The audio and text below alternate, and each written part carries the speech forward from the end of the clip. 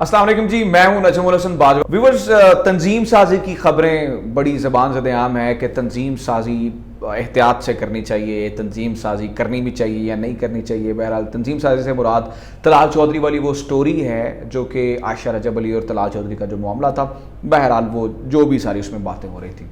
मैं इस पर शुरू में बात नहीं करना चाह रहा था, लेकिन फिर चूँकि इस स्टोरी ने पूरे मुल्क को अपनी समझ लपेट में ले लिया है, हर बंदा इसी बारे बात कर रहा है और फिर हमारी जो पंजाब गवर्नमेंट है और पंजाब पुलिस है वो इन्वॉल्व हो गई, तो मैंने फिर ये सोचा कि चूँकि अब तक जितनी भी स्टोरीज तलाल चौधरी और आयशा रजब अली को लेके आई हैं, या तो वो सारी हाफ ट्रूथ हैं या आधा सच हैं या फिर वो सच ही नहीं है, झूठी और फेक स्टोरीज हैं। तो मैंने इस पूरे मैटर को बजाते खुद इन्वेस्टिगेट किया है, अपने सोर्सेज से तमाम मालूमात निकलवाई हैं। तो आज की इस वीडियो में मैं आपको असल वाकया उस 23 सितंबर की रात को क्या हुआ, तलाल चौधरी क्या करने गए थे आयशा रजब अली के घर, इनका असल रिश्ता आपस में क्या था और लड़ाई क्यों हुई। ये नुक्ता है ना, अभी तक इस पर किसी ने बात नहीं की कि आखिरकार इन दोनों की लड़ाई किस बात पे हो गई, अभी तक क्याफे हैं। तो इस बारे में आपको बताऊंगा कि असल में इनकी लड़ाई क्यों हुई, और फिर उसके बाद कुछ और शर्मनाक किरदार हैं जो कि इस पूरी स्टोरी में इन्वॉल्व हैं। तो I will try my level best कि आप तक सारा सच जो है वो पहुंचाया जा सके।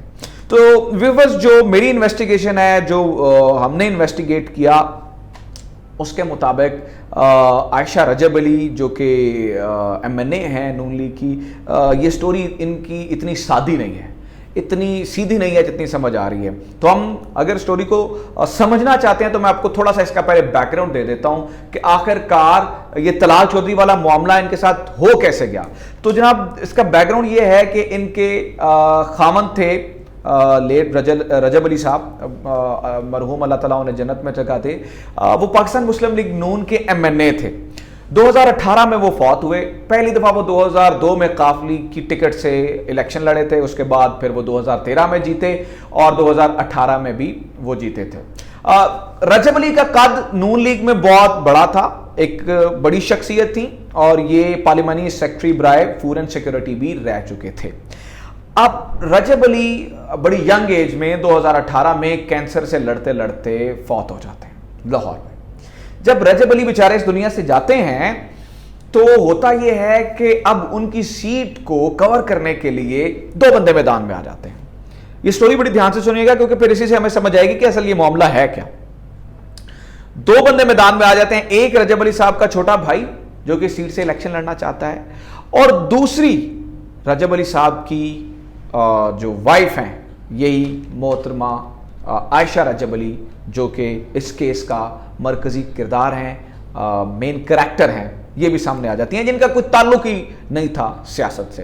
पहले जाती थी सियासी गैदरिंग में लेकिन अपने खामद के साथ। बहरहाल ये 2018 में सामने आ जाती है, ये इलेक्शन मैं यहां से लड़ूंगी। तो नून लीग की क़यादत क्या करती है, वो एक फैसला करती है, वो ये करती है कि हम अपने वोटर्स को जो है ना वो डिवाइड नहीं करना चाहते, नहीं तो इससे अपोजिशन को फ़ायदा होगा या दूसरी जो पार्टीज हैं उन्हें फ़ायदा होगा, क्योंकि तब तो ये खैर गवर्नमेंट में था ना 2018 से पहले।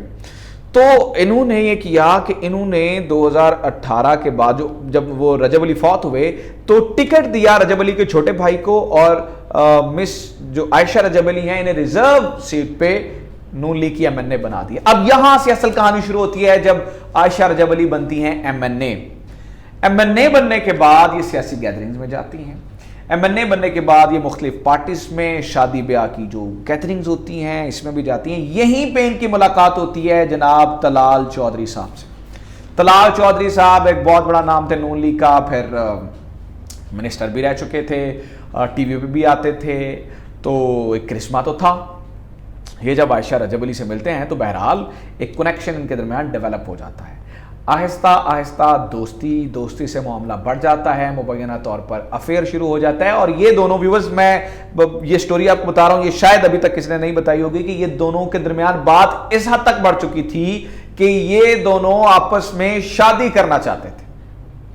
ये दोनों शादी करना चाहते थे। अक्सर औकात तलाल चौधरी साहब आयशा रजब अली के घर जाया करते थे, वो इन्हें बुलाया करती थी, वहां पे बैठते थे या तंजीम साजी करते थे या व्हाट्सएप।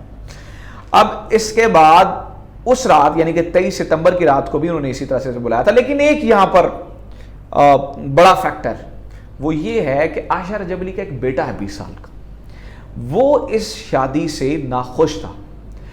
वो इतना नाखुश था कि उसने बजाते खुद भी तलाल चौधरी साहब को मना किया था कि आप मेरी वालिदा के करीब ना आए, और फिर उसने अपने मामू यानी कि आयशा रजब अली के भाई से रब्ता किया।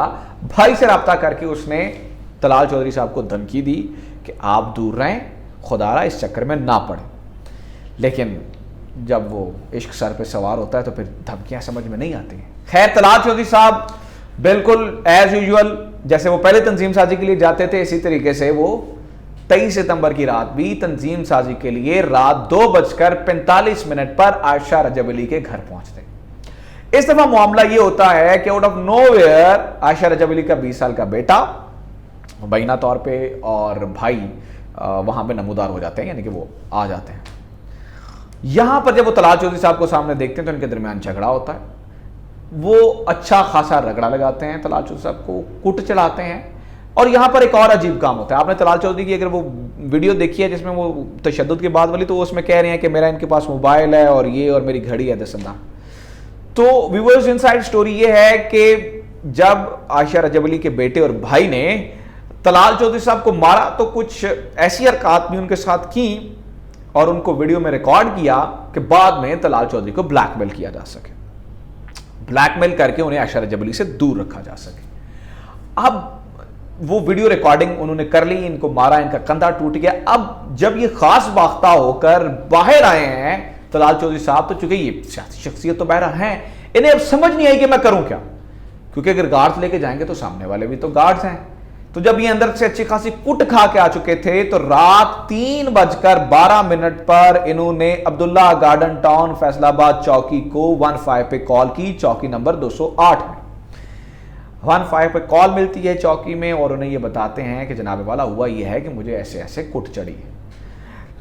3:15 पर ठीक 3 मिनट के बाद उस खातून की कॉल जाती है चौकी में, और वो भी ये सारी सूरत बताती हैं कि कुछ गुंडे हैं जो मुझे तंग कर रहे हैं।